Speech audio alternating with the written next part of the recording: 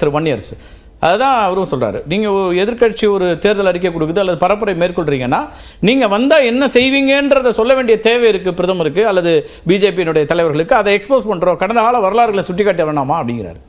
இல்லை, அதாவது எக்ஸ்போஸ் பண்ணுறது அப்படிங்கிறது ஒரு பதற்றத்தை உருவாக்குகின்ற வகையில், அதை திருச்சி பேசுகிற வகையில் தான் பாஜகவை சேர்ந்தவர்கள் முழுமையாக பண்ணுறாங்க. அவங்க தேர்தல் அறிக்கையில் எங்கே சொத்துக்களை பறித்து கொடுத்துருவோம், இந்துக்களுடைய சொத்துக்களை இஸ்லாமியர்கள் கொடுத்துருக்கோம் ஏதாவது இருக்குங்களா? அப்படி எதுவுமே எங்கேயுமே சொல்லலை. ஆனால் அது துணிச்சலாக அவங்க பேசுகிறாங்க. இன்னும் கூடுதலாக இவங்க வந்தாங்கன்னா 2 எருமை மாட்டில் 1 எருமை மாடை பிடிங்கிடுவாங்க, பறித்து கொடுத்துருவாங்க அப்படின்னு சொல்கிறது எங்காவது இவங்க ஏதாவது சொல்லியிருக்காங்களா? அது குறித்து நீங்கள் பேசுகிறதா இருந்தால் நம்ம பேசலாம். ஆனால் இவங்க எல்லாமே திருச்சி தான் பேசும்பொழுது அதுக்கு நீங்கள் பதில் சொல்லி தான் ஆகணும்.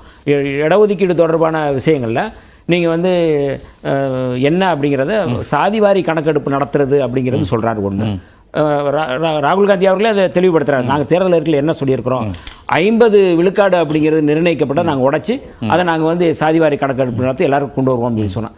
இது எப்படி அதை அப்படியே தான் சொல்லணும். ஆனால் அதை அவர் மறுக்கிறாங்க. அதை அவர் 2-3 கடந்த கால உதாரணங்களை சொல்கிறார். சார் நீங்கள் நான் முதலமைச்சராக இருக்கும்போது எனக்கு சொல்லப்பட்டது இது அப்படிங்கிற ஒரு விஷயத்தை எடுத்துகிட்டு வராரு. அதுக்கு பிறகு மன்மோகன் சிங் அவர்கள் கடந்த காலத்தில் என்ன சொன்னார் அப்படிங்கிறத சொல்லிட்டு வராரு. இன்னைக்கு ராகுல் காந்தி அவர்களே ஒத்துக்கொண்டார், தன்னுடைய பாட்டனாரோ அல்லது தந்தையார் காலத்திலோ இப்படி தான் இருந்ததுங்கிறத ஒத்துக்கிட்டாங்க அப்படின்னு இன்னைக்கு அடுத்த கட்டத்துக்கு வராரு. இல்லை, அதில் ரொம்ப குறிப்பாக நான் அவர் என்ன சொல்கிறாரு, இந்த ரூல் அப்படிங்கிறது, இந்த ஆட்சி என்பது SC ST OBCகளுக்கு எதிராக இருந்தது அப்படிங்கிற ஒரு புள்ளிக்கு அவர் வராரு. காங்கிரஸோ அல்லது இந்தியா கூட்டணியோ வந்தாலும் மீண்டும் அதுதான் நடக்கும். அதுதான் திரிக்கிறது. எப்படின்னா நீங்க இப்பவே நீங்க இடஒதுக்கீட்டுடைய சமூக நீதி கொள்கையை இவங்க காலி பண்றாங்கல்ல. நீங்க அடிப்படையில் அவர் என்ன சொல்றாரு, சாதிவாரி கணக்கெடுப்பு நடத்து 50 நிர்ணயிக்கப்பட்ட அந்த உச்சவரம்பை நாங்க நீக்கிட்டு எல்லாருக்கும் கொடுக்கணும் அப்படிங்கிறது இருக்குல்ல, அந்த அது ரொம்ப முக்கியமானது. நீட்டு தொடர்பான இதுல அந்தந்த மாநிலங்கள் என்ன முடிவெடுக்கிறாங்களோ அதை நாங்க அமல்படுத்துவோம், அதை நடைமுறைப்படுத்துவோம் சொல்றாரு. இது எல்லா மக்களுக்குமான ஒரு பொதுவான கொள்கை. இதுல நீங்க எங்க இவங்க கடந்த காலங்களில் இருந்தது எங்க நீக்குவோம் சொல்லியிருக்காங்க, எங்க சொல்லியிருக்காங்க? எங்கேயுமே நீங்க சொல்லல. வெளிப்படையா நீங்க சொல்றதா இருந்தா இதுல அச்சப்பட்டு மோடி பாருங்க, நீங்க இடஒதுக்கீடு இப்ப EWS ரத்து பண்ணுவாங்க, வந்தாங்கன்னா EWS ரத்தாகும். ஏன்னா இவங்க சொல்றாங்களா தாழ்த்த பண்ணுவாங்களா? காங்கிரஸ் ஆதரித்தது இல்ல, மார்க்சிஸ்ட் கம்யூனிஸ்ட் கட்சி ஆதரித்தது இல்ல. நான் இப்ப EWS எப்படி கொண்டு வரப்பட்டது அப்படிங்கிறது விவாதத்துக்கு வரும். நீங்கள் அப்போ EWS தொடர்பாக முக்கியமான விவாதம் வரும்பொழுது கட்டாயம் அதில் என்னென்ன பாதிப்புகள் இருக்குது, யாருக்கு அது போய் சேருது அப்படிங்கிற விவாதத்துக்கு திருப்பி வரும்ல. நீங்கள் யாருக்கான EWS இருக்குது அப்படிங்கிறத நம்ம சொல்லுவோம்ல. அப்போ கட்டாயம் ரத்து. EWS வந்தபோது அதை முழுமையாக எதிர்த்தது நீங்கள், திராவிட முன்னேற்ற கழகம், தமிழ்நாட்டில் இருக்கக்கூடிய கட்சிகள். ஆனால் அங்கே தேசிய கட்சிகளில் பலரும் அதை ஆதரிக்கத்தானே செய்யலாம். காங்கிரஸ் ஆதரித்தது, இன்னும் சொல்ல போனால் மார்க்சிஸ்ட் கம்யூனிஸ்ட் கட்சி ஆதரித்தது, தமிழ்நாட்டில் வேறு நிலைப்பாட்டு எடுத்தாங்க. அதை இப்போ நீங்கள் பார்த்தீங்கன்னா வங்கிக்கான இடஒதுக்கீட்டில் எஸ்சிக்கான இடஒதுக்கீட்டில் இருந்தோம், எஸ்டிக்கான இடஒதுக்கீடு, எம்பிசிக்கான இடஒதுக்கீட்டில் இருந்து அங்கே EWS போயிருக்கு அப்படிங்கிறத வெளிப்படையாக அமலப்பட்டிருக்கிறாங்க. அப்போ இதில் ஒரு மாற்றம் வரும் அப்படிங்கிறத நம்ம திருப்பி தொடர்ச்சியாக சொல்லிட்டு இருக்கிறோம். அப்போ இந்த முறையில் பாஜக அல்லது மோடி இந்தியா கூட்டணியினுடைய தேர்தல் பரப்புரையை அவங்க சமாளிக்க முடியாம திசை திருப்புற வேலையை செய்யறாங்க. இப்ப ஹரியானால என்ன பேசுறாரு, வெளிப்படையா ஜாதியும் மதமும் அவர் பேசுறாரு. இந்தியா கூட்டணி ஜாதி மதமும் அவங்க சாதியவாதத்தை, மதவாதத்தை, வாரிசு அரசியலை முன்னிறுத்துறாங்க. இதை விட நகைச்சுவை இதை விட அபத்தம் மோடி பேச என்ன அடிப்படையில் நீங்க இப்ப இந்த ஜாதியை பாதுகாப்பது இந்து மதம் தான். இது புரட்சியாளர் நான் சொல்லல, நான் கோட்பாட்டு அடிப்படையில் பேசுறேன். இந்த ஜாதி அமைப்பு முறையை, வர்ணாசிரம் அமைப்பு முறையை பாதுகாப்பது இந்து மதம் தான். இப்போ இந்து மதத்தை பாதுகாப்பது யார்? இந்து மதத்தை இன்றைக்கி ராமர் பேரில் இன்றைக்கி அரசியல் செய்கிறது யார்? இன்றைக்கி மோடி அப்படிங்கிற பேர், ஜாதி பேர் அப்படிங்கிறத ஒரு பிரதமர், இந்தியாவினுடைய தலைமை அமைச்சர் ஜாதி பேரை பின்னாடி சேர்த்துக்கிறாரு.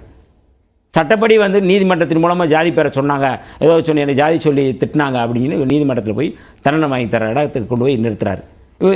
ஒரு இந்தியாவினுடைய தலைமை அமைச்சர் ஒரு மோடி அப்படிங்கிற பேர், ஜாதி பேரை வச்சுக்கிட்டு நான் ஜாதி அரசியல் இந்தியா கூட்டணி பண்ணுதுன்னா இதை விட கேவலம் ஏதாவது இருக்குங்களா? இவர் தானே அதை கொண்டு வராரு. நான் நரேந்திரன். வட மாநிலங்கள்ல பின்னாடி சர்நேம் வச்சுக்கிறது காங்கிரஸ்ல அவ்வளவு தலைவர்களுக்கு சர்நேம் சரி. ஆனா கோர்ட் நீதிமன்றத்தில் போய் நீங்க வந்து ஜாதி ரீதியா திட்டினாங்க அப்படின்னு சொல்லி யாராவது நீங்க இவருடைய பதவியை பறிச்சுச்சு. அதுதான் சொல்றேன். நீங்க வேற யாராவது போனாங்களா? நிறைய யாதவ் பேரை வச்சிருக்கிறாங்க, நிறைய வச்சிருக்கிறாங்க. ராகுல் காந்தி என்ன ஜாதி பேரை வச்சிருக்கிறாரு? நீ ராகுல் காந்தி தானே நீங்க போட்டியாக்குறது. ராகுல் காந்தியை நீங்க பேசுங்க.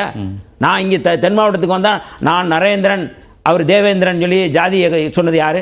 ஜாதி பேரில் வந்து நீங்கள் வந்து மாநாடுகளை கூட்டினது யாரு? ஜாதி சங்கத்தில் போய் கலந்துக்கிட்டது யாரு? என்ன எந்த அடிப்படையில் இவங்க பேசுகிறாங்க? முழுக்க ஜாதி வெறி ஊறி போய் இருக்கிறார். ஜாதி வெறியர் வந்து இந்தியாவில் யாருன்னா வந்து மோடி தவிர வேறு யாரும் இருக்க முடியாது. பெரிய விமர்சனம் இல்லைங்க. நீங்கள் அம்பலப்பட்டு தான் நாங்கள் நிற்கிறாரு. எந்த அடிப்படையில் நீங்கள் வந்து மதத்தை பேசுறாரு?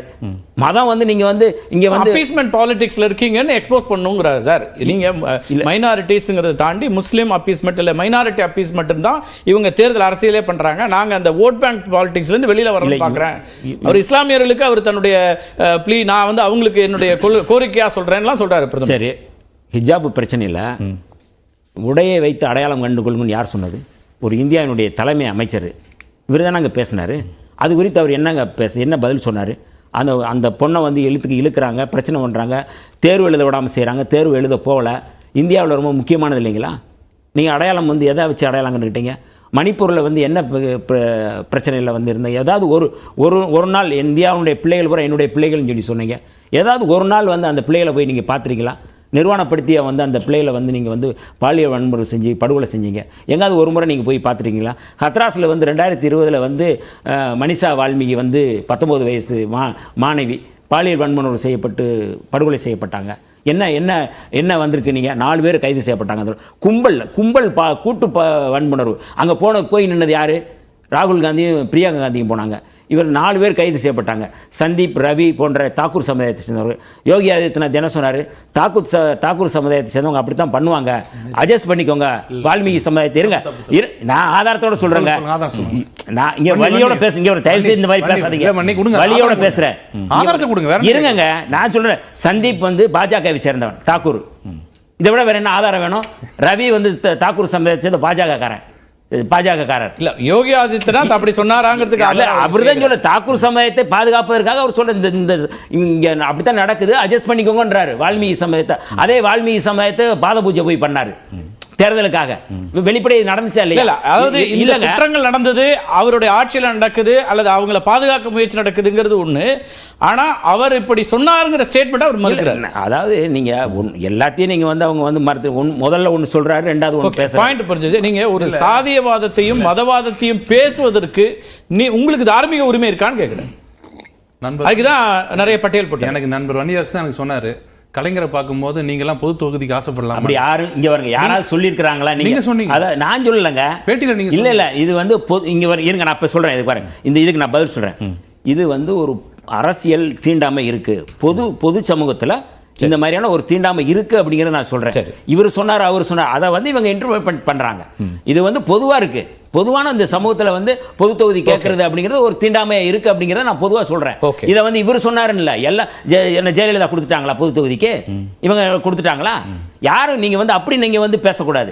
ஒரு இந்த சமூகத்தில் வந்து சாதிய சமூகத்தில் தலித்துகளை வந்து தேர்தல் நிற்கிறது அப்படிங்கிறத ஒரு தீண்டாமையா இருக்குது. இப்போ இது நாங்க ஒரு போராட்டமா வேறு நிலைகளில் கொடுத்துருக்காங்க. ஆனால் நீங்க சொல்ற மாதிரி திருச்சியில தலித் அது நீங்க ஒரு பார்ட்டியில் கொடுத்துருக்கலாம். ஆனா அது வந்து ஒரு பொதுவான தன்மையான மாறலன்னு நீங்க வந்து ஒரு இந்த மாதிரி தவறான செய்தியை பரப்பக்கூடாது. நான் சொல்றது காணொலியில பார்த்ததே மறுக்கணும். நம்ப கூடாது. எல்லாருமே சொல்லாததா சொன்ன யோகி ஆதித்யநாத் சொன்னார் பாருங்க, தாகுன்னா ரேப் பண்ணுவாங்க, கேட்டு போங்க ரேப் பண்ணுவாங்கன்னு சொல்லல. அந்த வார்த்தையை இப்படித்தான் நடக்கும், அட்ஜஸ்ட் பண்ணிக்கோங்கன்றாரு. நடக்கும், அட்ஜஸ்ட் பண்ணிக்கோங்க. ஒரு லைன்ல காமிங்க. நீங்க பாருங்க, நான் காட்டல இல்ல, நான் சொல்றேன். இல்ல எங்களை விட்டுருங்க, 2 பேர் பொதுவா இருக்காங்க, அவங்க எதை எடுத்து காமிக்க சொல்லுங்க, நான் ஒத்துக்கிறேன். இது ஒண்ணு. ஆர் ஆசா வந்து பெருந்தூர்ல இருந்தாரு. அங்க அந்த தொகுதி மாறின உடனே நேர நீலகிரி பெரம்பலூர் இருந்தாரு. அந்த தொகுதி மாறின உடனே நேர நீலகிரிக்கு போன உடனே ஆர்எஸ்ஆ இங்க இருந்து நீலகிரி கொண்டு போறாங்க. இதுதான் சாதியவாதம். அது சொல்லாதீங்க. எங்களை வந்து நீங்க ஒவ்வொருத்தரையும் நீங்க தான் தேர்தல் வியூகமாவும் இருக்கு சார். சாதியவாதம்ங்கிறது நீங்க சொல்றது நான் மறுக்கல. நான் என்ன கேட்கிறேன்னா, அவர் ஒரு பட்டியலை வாசிச்சார் சார்.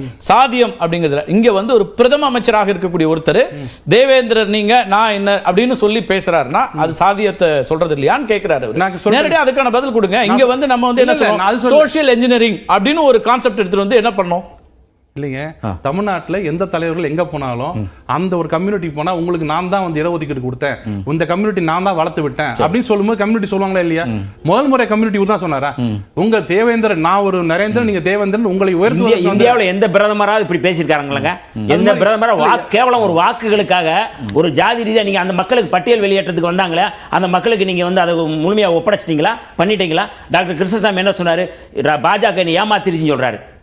நீங்க என்ன கோரிக்கைக்காக பண்ணீங்களோ அதை செய்யலையே, ஏமாற்று வேலை தானங்க நீங்க செய்றீங்க. பாஜக வந்து முழுக்க முழுக்க ஜாதியின் பேர்ல மதத்தின் பேர்ல ஏமாற்றம் செய்றீங்க, ஏமாத்துறீங்க, நீங்க மதவெறியை தூண்டுறீங்க. இது தவிர வேற என்ன நடக்குது? மதத்தின் பேர்ல என்ன? நீங்க காங்கிரஸோட நீங்க இந்த மேனிஃபெஸ்டோ எடுத்தீங்கன்னா 19வது பாயிண்டா